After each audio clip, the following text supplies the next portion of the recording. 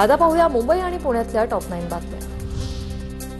मुंबईतील आणखी 4 माडा वसाहतींच्या समूह पुनर्विकासाचा मार्ग मोकळा। मोतीलाल नगरच्या धर्तीवर बोरिवली, चारकोप, गोराई आणि खारमधील रामकृष्ण नगरचा कायापालट होणार। या प्रकल्पामुळे 45,000हून अधिक रहिवाशांना हक्काची मोठी घरं मिळणार। गिरणी कामगारांच्या 2,521 घरांच्या लॉटरीला विलंब लागण्याची चिन्ह।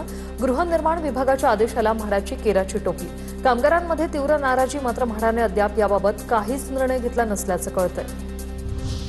पुणे शहराचा पाणीपुरवठा गुरुवारी बंद राहील। शहरातील जलकेंद्राच्या देखभाल दुरुस्तीच्या कामासाठी पाणीपुरवठा बंद ठेवण्याचा निर्णय। शुक्रवारी उशिरा आणि कमी दाबाने पाणीपुरवठा होईल, प्रशासनाची माहिती। यात्री सुरक्षा मोहिमेअंतर्गत आरपीएफ पुणे विभागाकडून प्रवाशांच्या मौल्यवान वस्तूंच्या चोरीचा छडा। आरोपीला अटक। सोन्याचे दागिने आणि 10,32,000 रोख रकमेसह मुद्देमाल जप्त। मुंबई पोलिसांच्या अश्वपथकात 21 नवीन प्रशिक्षित घोडे दाखल। घोडे गिरगाव, जुहू आणि अक्सा यांसारख्या समुद्रकिनाऱ्यांवर गस्त घालणार।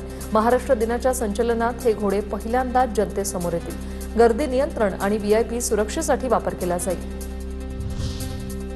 राज्यातील 17 लाख सरकारी, निमसरकारी शिक्षक, शिक्षकेतर कर्मचारी आजपासून बेमुदत संपावर।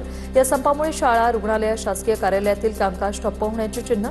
दुसरीकडे संप बेकायदेशीर ठरवत संपात सहभागी होणाऱ्यांवर कारवाईचा इशारा। पुण्यातील राजगुरुनगर येथून राजगुरुनगर संगमनेर मार्गे धुळे या नव्या एसटी बसला शुभारंभ। खानदेशातील प्रवाशांची अनेक वर्षांची प्रलंबित मागणी अखेर पूर्ण। एसटीच्या ताफ्यात दरमहा 400 बसगाड्यांची भर। वर्षाअखेरपर्यंत 8,000 नव्या लालपरी प्रवासी सेवेत धावणार। राजमाता जिजाऊ स्मार्ट बस सेवेअंतर्गत 3,000 बसगाड्या प्रवाशांच्या सेवेत दाखल होतील। पुण्यात पीएमपीएमएल बस थेट दुकानात शिरली। अप्पा बळवंत चौकात अपघाताचा थरार। अपघातामुळे दुकानाचं मोठं नुकसान। सुदैवानं जीवितहानी टळली। ब्रेक फेल झाल्याने अपघात झाल्याचा बस चालकाचा दावा।